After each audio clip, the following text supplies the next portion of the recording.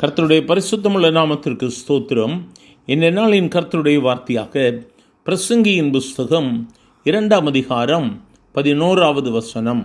என் கைகள் செய்த சகல வேலைகளையும் நான் பட்ட எல்லா பிரயாசத்தையும் கண்ணாக்கி பார்த்தேன். இதோ எல்லாம் மாயையும் மனதுக்கு சஞ்சலமுமாய் இருந்தது. சூரியனுக்கு கீழே பலன் ஒன்றும் இல்லை. எனக்கருமையானவர்கள், இந்த இடத்துல பிரசங்கி சொல்லும் பொழுது சொல்லுகிறார், செய்கிற எல்லா வேலையிலும் எந்த பிரயோஜனமும் இல்லை.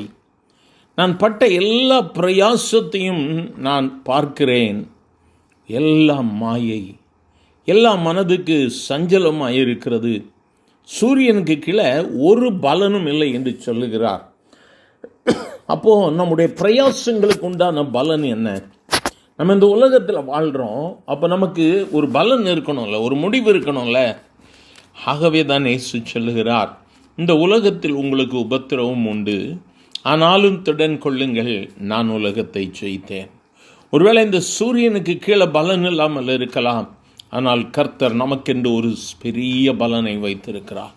நம்ம அவருடைய ராஜ்யத்தில் போகும் பொழுது, கொஞ்சத்தில் உண்மையாக இருந்த உன்னை நான் அநேகத்தின் மேல் அதிகாரியாக வைப்பேன் என்று சொல்லி அவர் அரவணைக்கிற அந்த நாட்கள், இயேசுவே என் தகப்பனே நண்பனே என்று சொல்லி நாம் கதறி அவருடைய கரங்களை பிடிக்கிற நாட்கள்.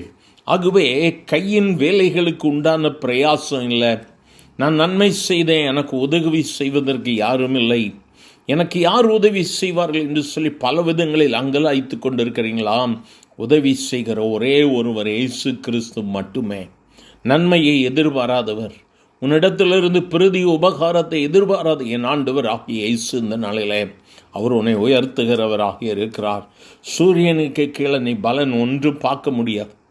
நன்மை செய்தவன் உனக்கு திருப்பி நன்மை செய்ய மாட்டா. நீ எதிர்பார்த்திருக்கிற காரியத்தில் இந்த மனுஷன் எனக்கு மேன்மைப்படுத்துவான்னு நினைக்கிறோம்ல, நிச்சயமாக நடக்காது. ஆனால் இயேசு சொன்ன அற்புதத்தை செய்வார்.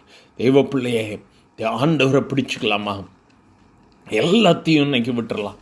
ஆண்டவரே எனக்கு உதவி செய்யுங்க. ஆண்டவரே, Lord, I need a miracle today. This day should be a miracle in my life, Lord. சொல்லி ஆண்டவரை பற்றி பிடிக்கலாமா? எங்கள் அன்பு தகப்பனே, ஆசீர்வதிக்கப்பட்ட அந்த காலை வேளைக்காக நன்றி. பலவிதமான நெருக்கங்களின் மத்தியில் எல்லா இதயங்களும் ஒருமனப்பட்டு உம்மை நோக்கி கதறிக்கொண்டு இருக்கிறோம். சூரியனுக்கு கீழே ஒரு பலனும் இல்லை ஆண்டவரே. நன்மை பெற்றவன் விரோதமாய் பேசுகிறான், கூட இருந்தவன் எதிர்த்து நிற்கிறான். ஆண்டவரே, பந்தியில் சாப்பிட்டவன் விரோதமான காரியங்களை பேசி தூஷிக்கிறான். பல விதங்களில் நொந்து போயிருக்கிற உம்முடைய பிள்ளைகள் மேல் உம்முடைய கரம் இறங்கட்டும் ஆண்டவரே. நான் உனக்கு சகாயம் பண்ணுவேன் என்று சொன்னீரேன். இந்த காலைகளில் அந்த கரம் இறங்கி கொண்டு இருக்கிற தயவிற்காய் ஸ்தோத்திரம், ஸ்தோத்திரம் என் ஆண்டவரே. ஆமேன். இது விடுதலையின் நேரம், இது வெற்றியின் நாள். ஆமேன், ஆமேன். நன்றி ஆண்டவரே.